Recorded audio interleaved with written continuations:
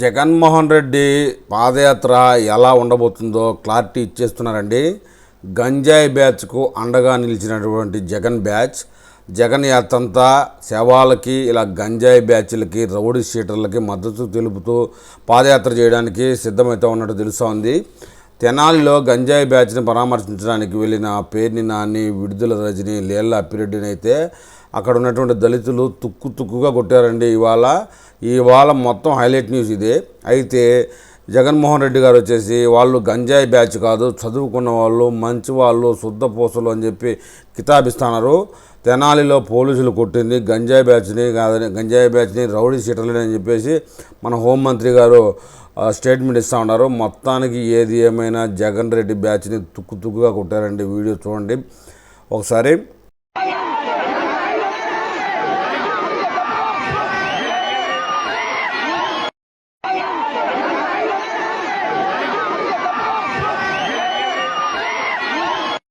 విషయం ఏంటంటే వైసీపీ నాయకులను కుమ్మిన దళితులు అని చెప్పేసి ఈరోజు సోషల్ మీడియాలో ఒకటే హోరెత్తింది.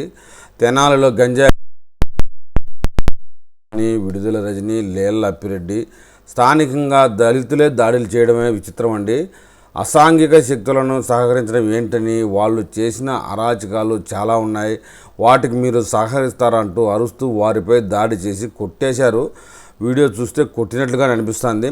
మరి ఈ వీడియో మీద ఏపీ ప్రజలు ఏమని కామెంట్ చేస్తారో చూద్దాం.